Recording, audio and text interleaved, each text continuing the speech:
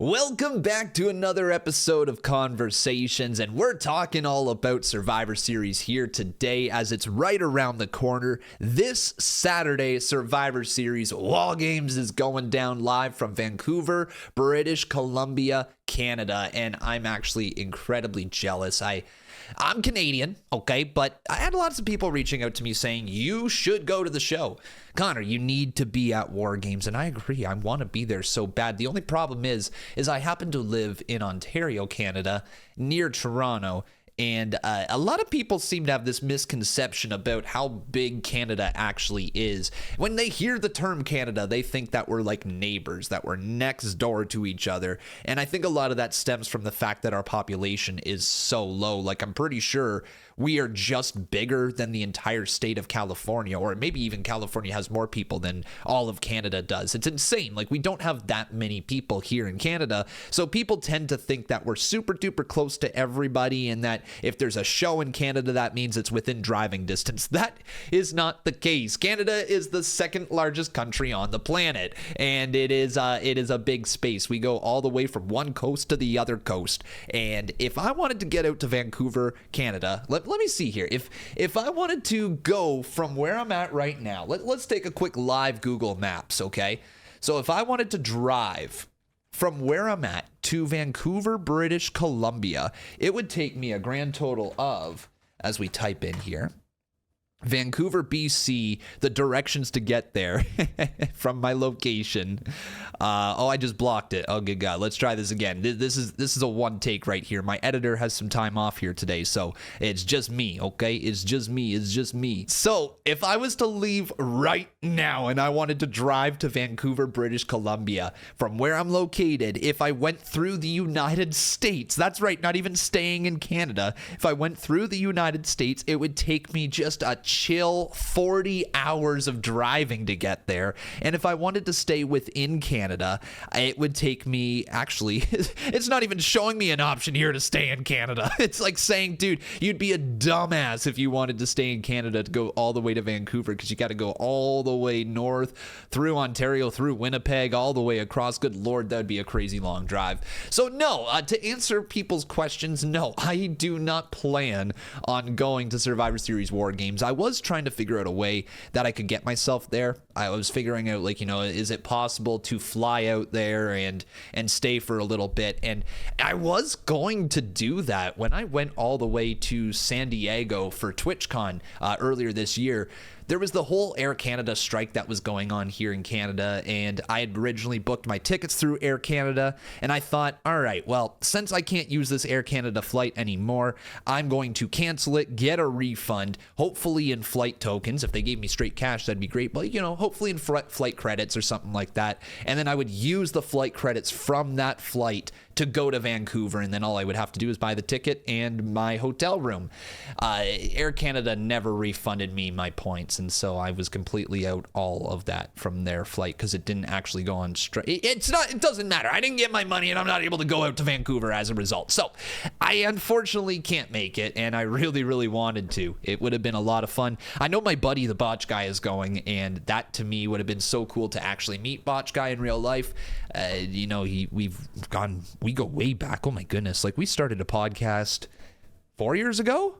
Goodness me, 4 years ago, myself, Botch Guy, and C Wrestling. This is a long time ago, man. But we had a lot of fun chatting then, and it would have been cool to meet him in person. But maybe another time I can make my way out to Vancouver, BC. So if anybody out there is going, have lots of fun. Enjoy Wargames, because I think it's going to be a crazy cool show. And it's just... WWE's on fire right now, man, isn't it? It's like the best. I don't know if I can say the best ever, but it's the best it's ever been in my lifetime, at least since I've been a wrestling fan. I've told the story before. Started watching in 2005, and here we are, talking about wrestling every single day. So it's the best I've ever seen, and I still can't get over what happened last year at WrestleMania, but I digress. It's crazy, though, that it's been 1 year since CM Punk returned to WWE at Wargames last year. The zoom out, the little lower third, everybody thinking that the show was over before his music hit. Crazy moment that my life has changed immensely since that moment happened. It's almost like whenever CM Punk came back, that's when a lot of us wrestling reactors started to explode. You know, whether your name be Santi, Wheezy, myself, Mr. Tesh,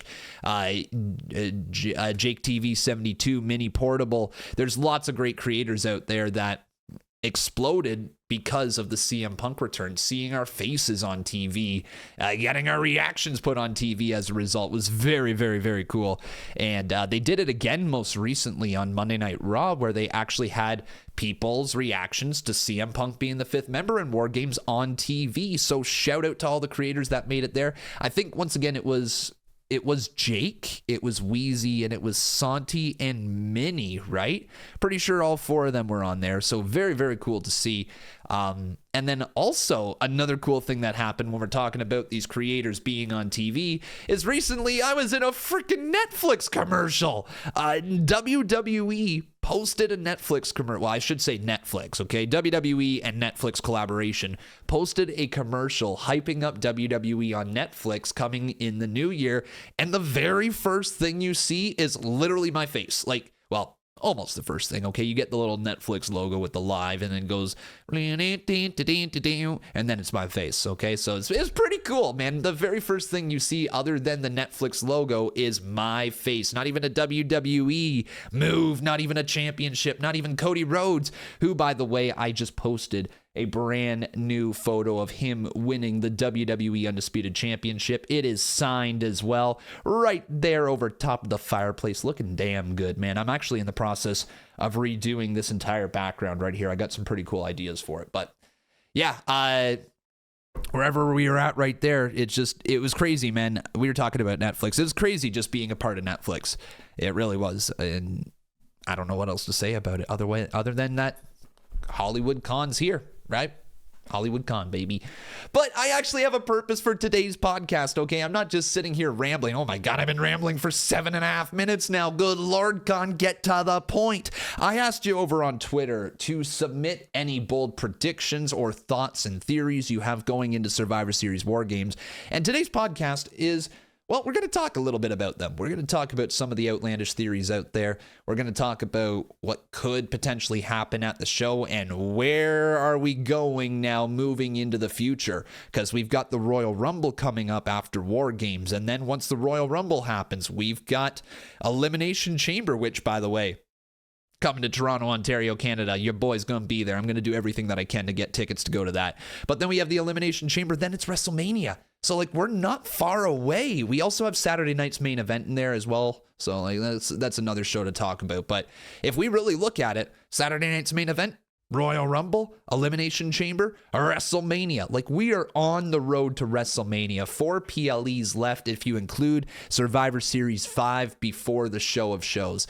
Crazy. We're on the road to WrestleMania.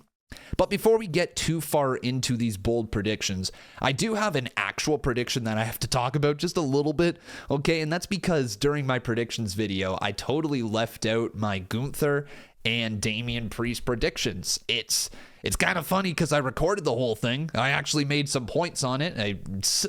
I spoke about it at length, and I forgot to include it in the final edit. That's what happens when I give my editor the day off. I end up making stupid mistakes like that. Just simply did not include it in the final edit. So anyways, people were asking me, who do I think is going to win, Punk or Priest? Punk or Priest? Gunther or Priest? There we go. Gunther or Priest, who's going to win that match? And to me, it's pretty simple. I think it's going to be Gunther who retains the title. They've neutered him. They made him feel like he is like not a ring general. He's like a bitch general. Okay, like he's literally nothing right now. He's getting walked all over by Damian Priest. I think it's to create some adversity, and we're probably going to see Gunther step back up and become a dominant champion once again. At least I think so. I mean, Priest could win it. Okay, Priest could possibly walk out as WWE World Heavyweight Champion, and I don't think anybody would bat an eye at it. So, yeah, but my official prediction is Gunther. Now, let's talk about some bold predictions. So the first one we have right here. The ending to Survivor Series is going to be The Rock in the ring with CM Punk and then Roman Reigns almost in the middle, looking at Rock almost on Punk's side as well. And then in the background, you have Paul Heyman kind of shocked. All right. This is an interesting idea. So basically, this bold prediction right here is saying that the ending of Wargames is going to see the babyface team standing tall, i.e. Punk and Reigns standing tall, and then The Rock is going to come out and he's going to stare them both down well inside of the cage. I do kind of like this idea that we're revisiting Punk and Rock because they have a lot of history with each other. It goes all the way back to when they faced each other. It was at the Royal Rumble, right? I believe it was at the Royal Rumble when CM Punk and Rock had their little feud over the WWE Championship. And then that also earlier in the year, or the previous year, I guess, CM Punk turned heel on Rock as well, which was a great moment. But then with Paul Heyman in the background, and you don't know if Paul Heyman's on Solo Sikoa's side. Is he on The Rock's side? Is he on CM Punk's side? Is he on Roman Reigns' side? I kind of like that dynamic because that means we have no idea where Paul Heyman is at in the story. And there's three big dudes right there in the center of the ring. There's just so many different directions that we can go with this. And I think that's why Wargames is incredibly exciting this year. Because it's not necessarily just about the match. Like, I think the match itself is going to be a lot of fun. We'll probably get some damn cool spots like Bronson Reed jumping off the top of the cage. Maybe Jacob Fatu doing a moonsault off the top of the cage.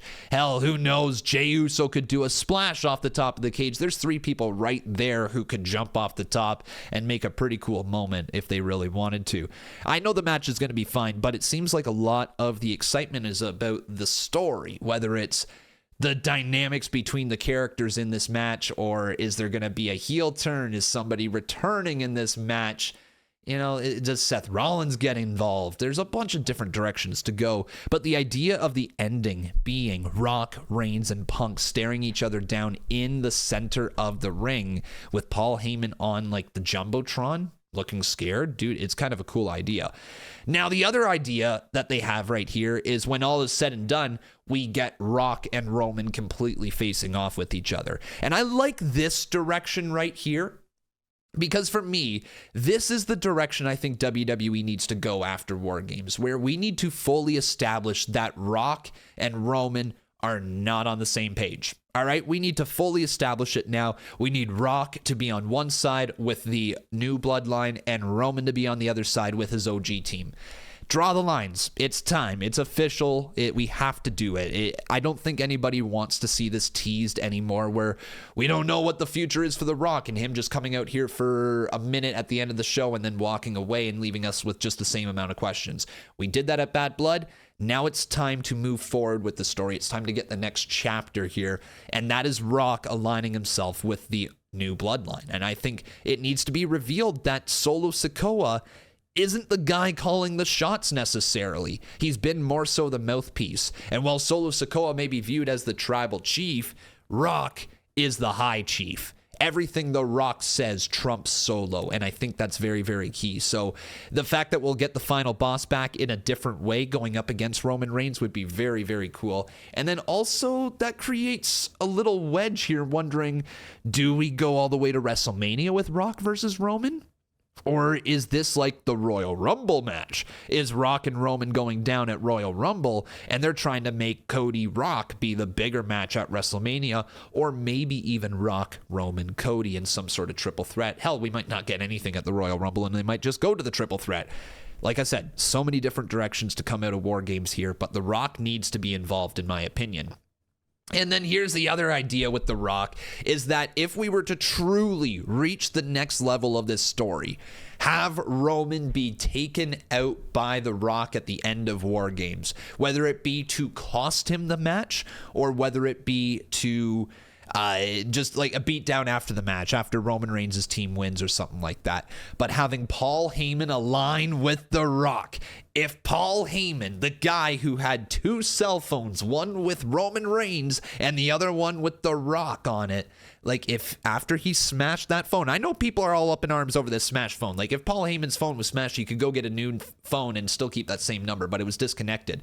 Clearly, he's done calling Roman Reigns on that phone, but he's got The Rock's phone. And I wonder if this entire time he has been in touch with The Rock and slowly but surely they've been calling a play from behind the scenes. What if Paul Heyman, after being put through that table, kind of woke up and realized, yeah, you know what? My job is to be the advisor to the tribal chief, the special counsel. Roman's not the tribal chief anymore. And after he said, "You're not my tribal chief" to Solo Sikoa, maybe he's regretting it. And now he's having to earn his way back along their side. And maybe that is by bringing The Rock back into the play. So there's so many cool directions that we can go right here. Rock taking out Roman and aligning with Paul Heyman would be insane TV.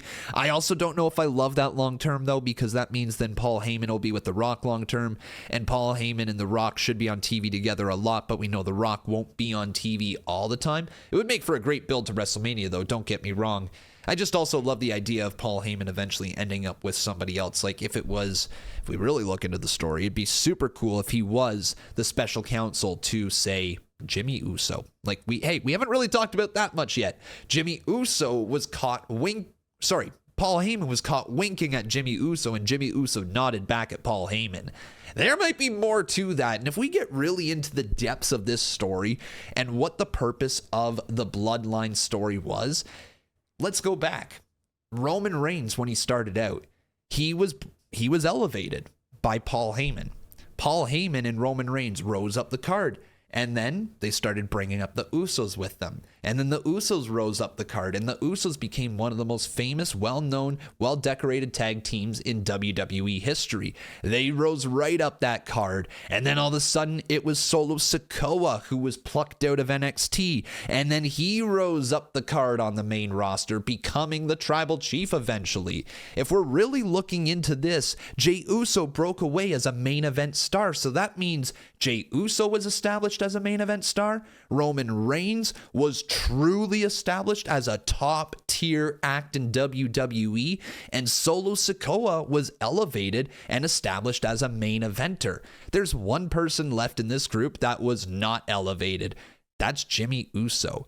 And if we really get into it, I wonder if the goal could be to try to elevate Jimmy Uso to a main event level. They've done it with everybody else, but Jimmy is still just kind of there. His character, well, it has grown and it has developed over the years. It's never gotten the push. He's still just been the guy by their side. He's never been the focal point of any of this story. So I think there's a possibility that we could see Jimmy Uso and Paul Heyman put together at some point, and maybe if we really look into it, Jimmy Uso's theme song sounds a little bit like Roman Reigns' theme song. It's like they have tried to make him mini Roman Reigns. And I wonder if at some point Jimmy Uso is going to realize his potential and snap and go against Roman Reigns. Maybe it's with Paul Heyman. It's just a thought. It's just an out there thought. I don't know if we're necessarily going to get it at Wargames, but still, that little interaction between Paul Heyman and Jimmy Uso, where Paul winked at him and Jimmy nodded back at Paul, has me questioning some things. But then also, Ghostface here, he submitted something saying about the two phones right here. And I do want to talk some more about the two phones, because if you are somebody who is saying, just because Paul Heyman's phone got smashed, that means nobody could ever call him again. He probably got another phone. Just going to say he probably got another phone. But like this photo here, this is the one we're trying to talk about. See how on one phone, it's the Bloodline? That's Roman Reigns' phone. And then on the other phone, it's The Rock. It's The Rock. So I wonder if Paul Heyman, again, has been in constant contact with The Rock this entire time. Could be interesting. Let's divert a little bit away, though, from that, because we have a cool prediction right here from World Wrestling Kid saying that Becky will return at Survivor Series. I don't know how they go about that. I don't know how they bring Becky Lynch back in at Survivor Series. I guess it could be towards the end, and she does have some history with Liv Morgan being the one who took the title away from her. Like, there's definitely some history there. In terms of interjection into the story, Becky Lynch being brought back at any given time, it's not a bad thing. I mean, it's Becky freaking Lynch, right? So many people started to get up in arms and were like, oh, it's Becky Hogan. Oh, my God. I personally hate that stuff. I don't want to go on too much of a tangent, but whoever came up with this blank Hogan, like it was Sami Zayn or it was Becky Lynch, like Becky Hogan, Sammy Hogan, good God, L.A. Hogan, Roman Hogan. The list keeps going. Seth Hogan. Kind of sounds like Seth Rogen. But the list just kept going on and on and on. And it was anytime anybody got like a couple of consecutive wins, people were like, oh, they're Hogan. I just I can't stand it. But anyways, I digress. Overall, I just don't see a way that Becky Lynch is coming back at Survivor Series. I don't know how they interject her into the stories that are going on right now. I guess with the women's mid-card, you could have her come back and try to elevate somebody through the mid-card division.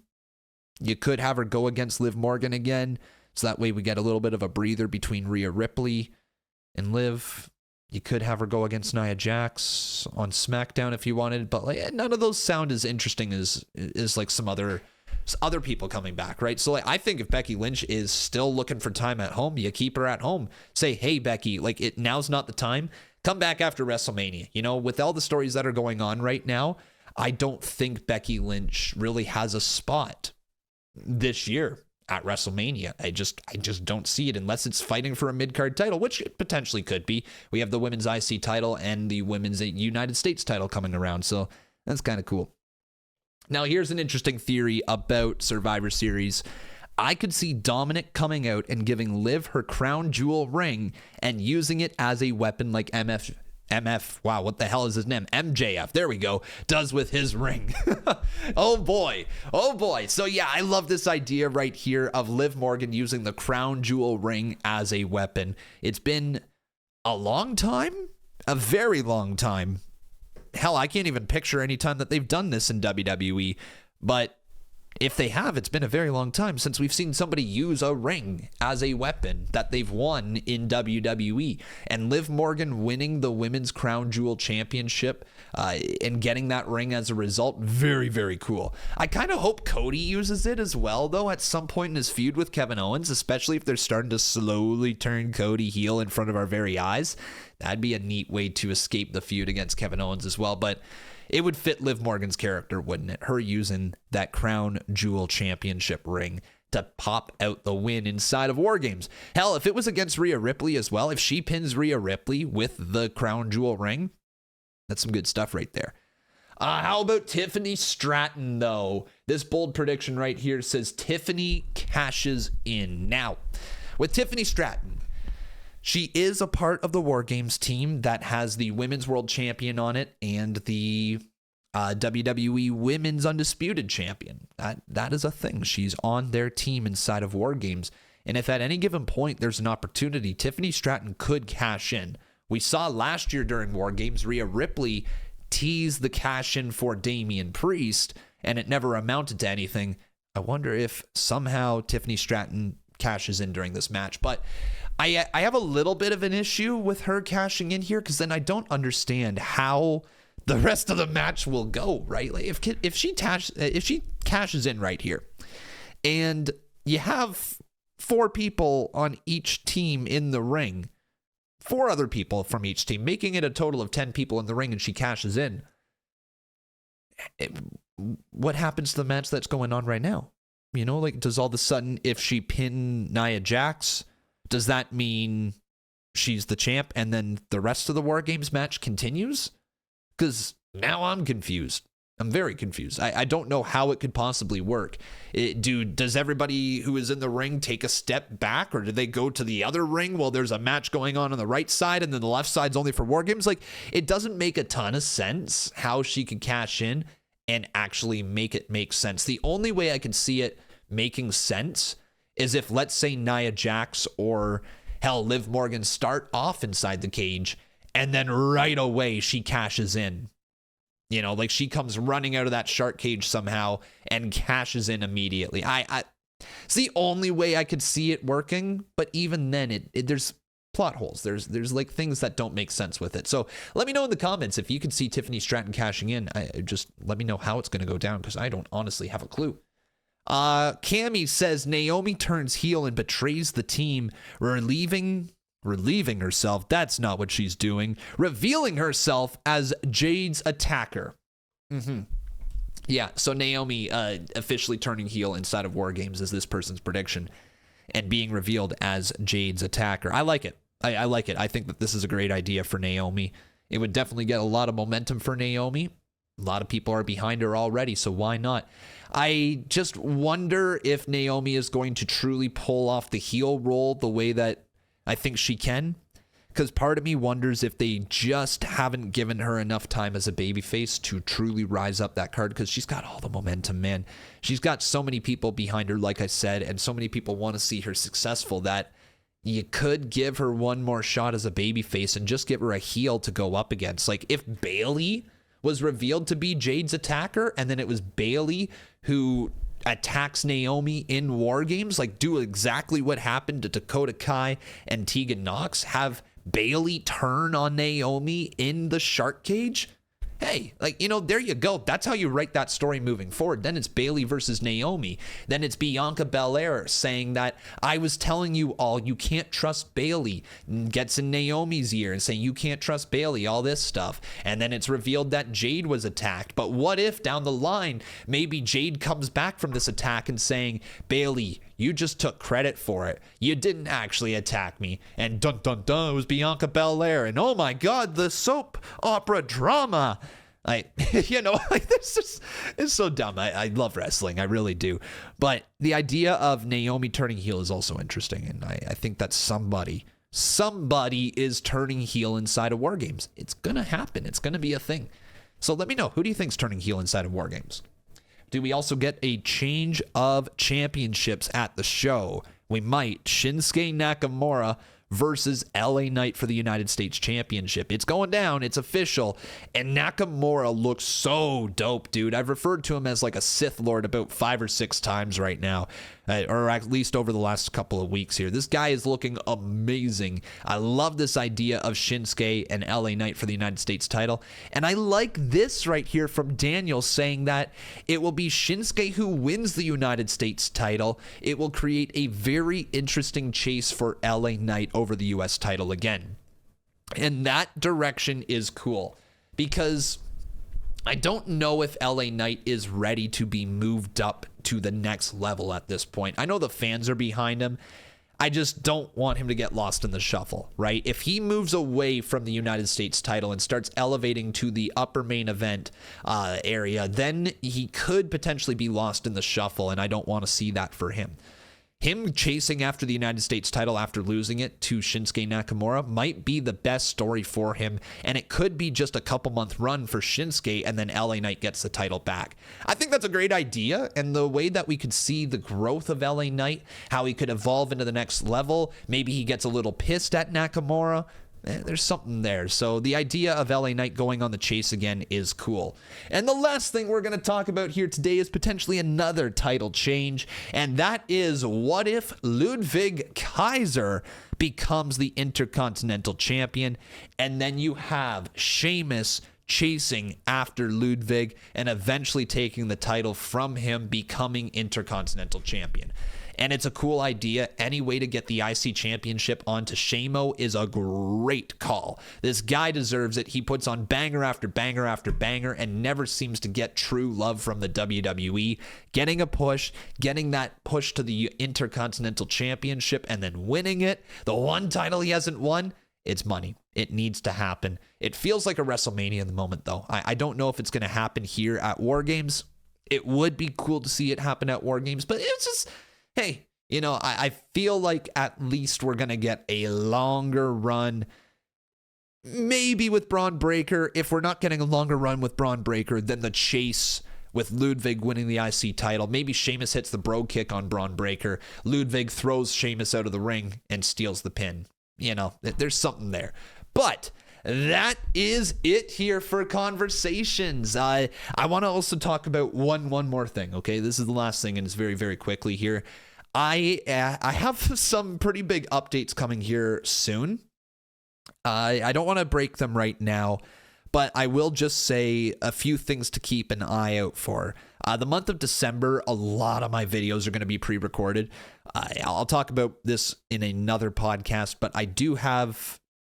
There's no easy way to drop this news. I do have surgery coming up, okay? I've got a little thing that's going on, and I'll talk about it in another podcast when I can actually give it some proper time and all that. Everything's going to be all right, but I am going to be out of action for a little bit. Once the 17th comes, everything from the 17th until the new year is going to be pre-recorded.